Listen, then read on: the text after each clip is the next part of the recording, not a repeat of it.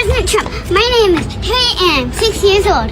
We are the Wilson family and we are stuck in Nigeria. We can't come home to America because you said my sibling Ollie is not allowed to come with us. My parents followed the rules. We did everything the right way. We've been waiting patiently so we can all go home together. While the cameras are meticulously positioned to capture the theater of the southern border, the rolls of concertina wire, the frantic dash of the desperate, the political posturing over walls and wire, a far more insidious violence is being perpetrated in the fluorescent silence of bureaucratic halls. On January 21, 2026, the State Department didn't just hit pause on visa processing for 75 nations. They effectively severed the carotid artery of the American promise. They told millions of our brothers and sisters across the global South that the rules they followed, the years they waited, and the fees they scraped together were nothing more than a fool's errand. This isn't a border crisis. It's a calculated, bloodless demolition of the legal pathway itself. It's a shadow system designed to strangle hope without the optics of an ICE raid or the physical brutality of a detention camp. And they're doing it with the cold, clinical language of fiscal responsibility while the world is distracted by the spectacle. This is the story they don't want you to see, because once you see it, the lie can no longer sustain itself. The silence that follows this truth is not an end, but a reckoning. What is unearthed demands a pause, for the weight of history is a heavy garment that must be adjusted before we can walk further. Stay with me. After the interlude fades, I will dive into an issue that lingers in the light and darkness of our present day.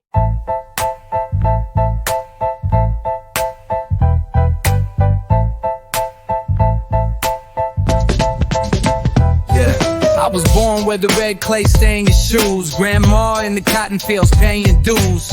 Rosa sat down, whole system got shook. But we still waiting on that train. Look, the tracks mistook.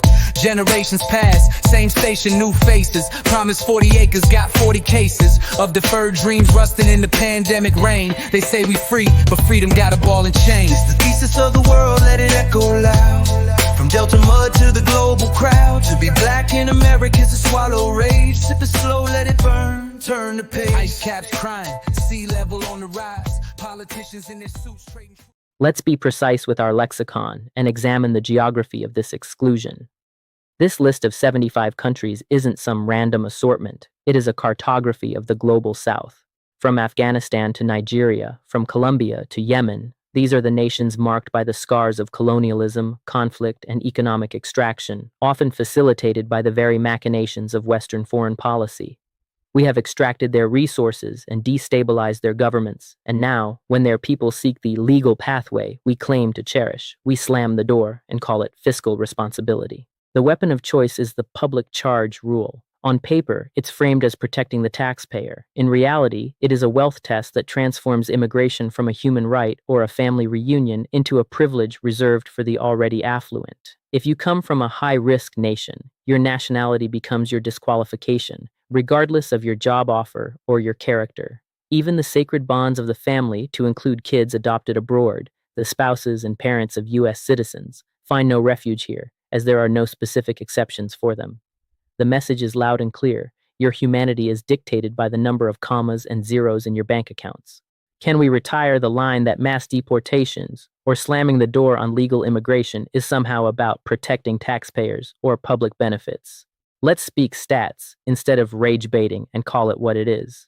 So many are just fueled by inner hate. They refuse to look at the numbers, and even with the numbers, they refuse to accept reality. But for those who are more academically wired and not intellectually paralyzed by the MAGA bumper sticker politics and the Twilight Zone theories, a full breakdown can be found in the CATO Briefing on Immigrant and Native Consumption of Means-Tested Welfare and Entitlement Benefits in 2023, dated January 27, 2026. I extrapolated data from that source. In 2023, total U.S. welfare state spending across federal and state governments was about $3.4 trillion, with the federal government spending roughly $3.1 trillion, around 50% of all federal outlays, on welfare and entitlement programs.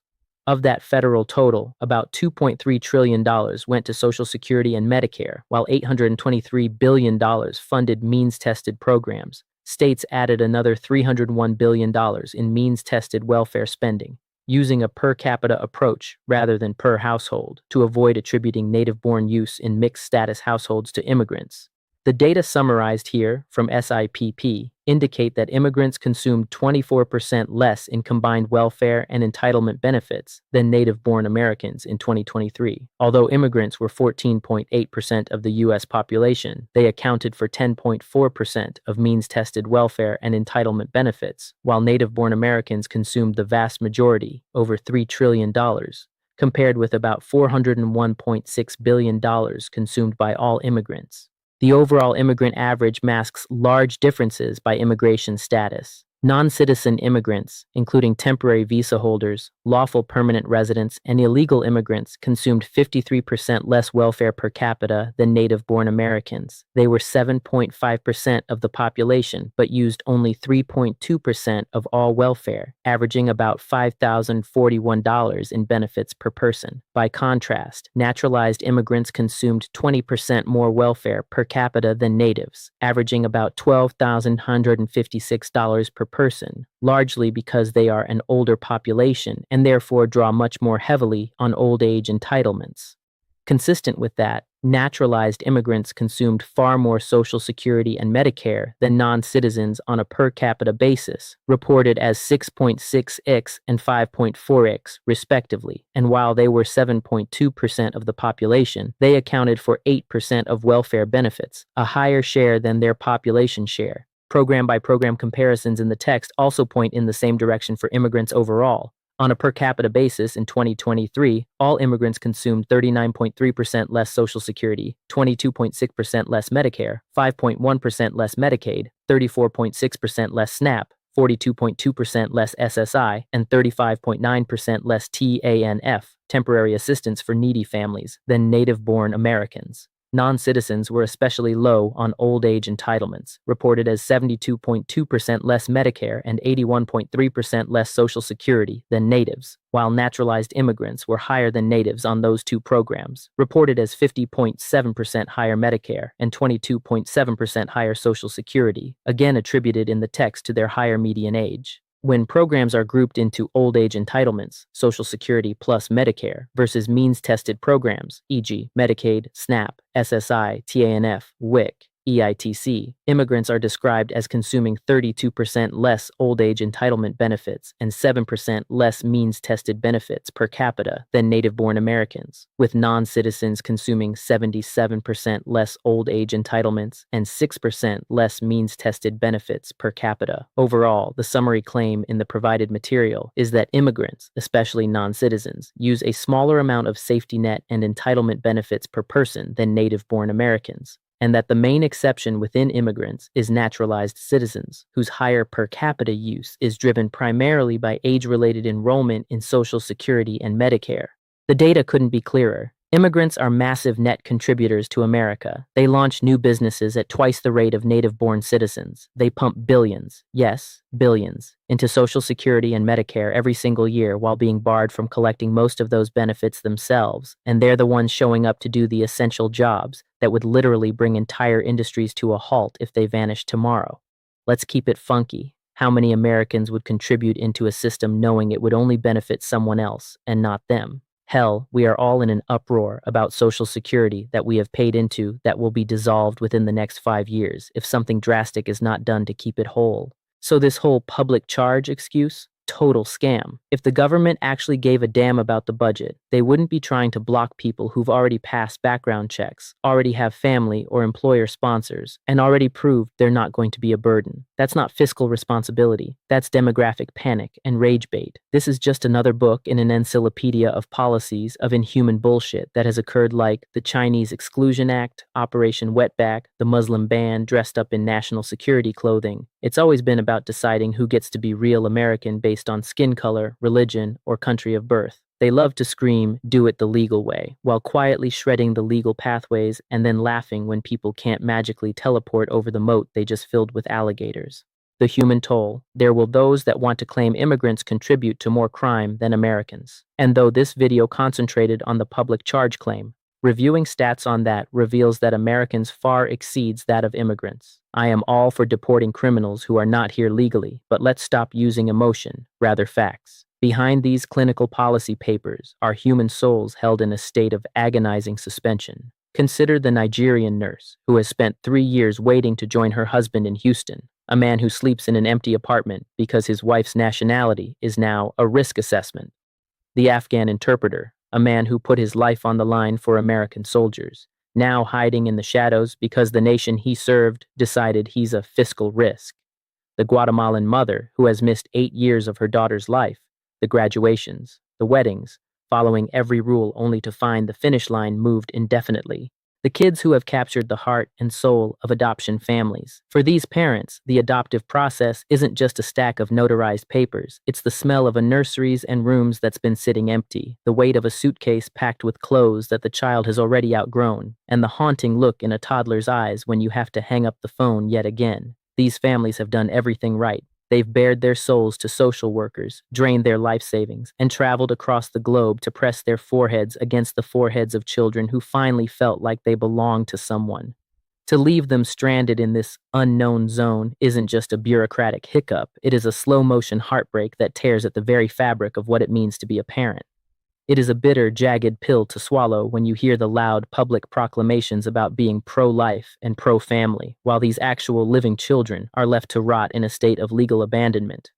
If the nuclear family is the bedrock of our society, why is the government actively sledgehammering the foundations of these specific homes? You cannot claim to be a protector of children while simultaneously keeping them locked behind a gate of your own making, separated from the only people on earth who are fighting to give them a name and a future.